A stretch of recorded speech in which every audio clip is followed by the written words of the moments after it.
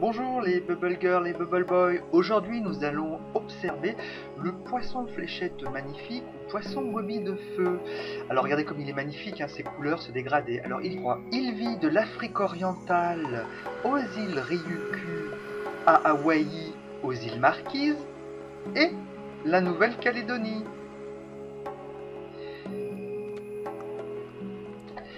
Nous allons aller à Bora Bora dans son magnifique récif, la pointe sud qui est la pointe Tipitili.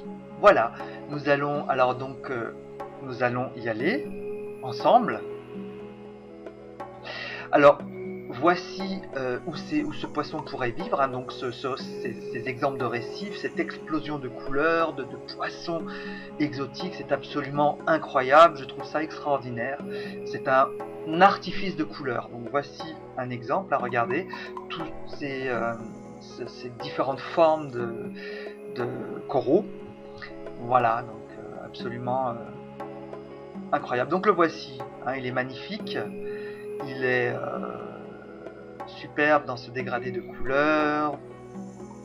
C'est le plus commun des poissons fléchettes dans les océans. Sa vaste zone de distribution géographique le rend facile à trouver, surtout qu'il peut vivre assez près de la surface, de 6 mètres jusqu'à 70 mètres. Les autres espèces ne se rencontrent jamais à moins de 25-40 mètres. Il vit dans les récifs, les fonds sableux et les zones d'éboulis, les fonds rocheux.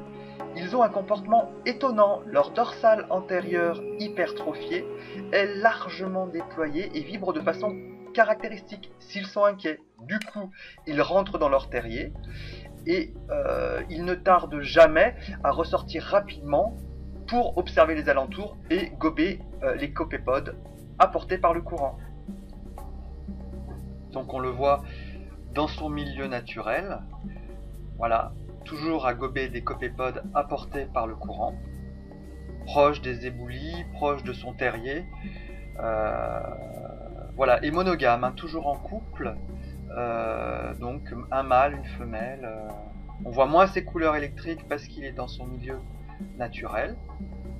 Il peut vivre une relation symbiotique très intéressante avec les crevettes du genre Alpheus. Alors la crevette s'occupe du terrier, elle le creuse, voilà.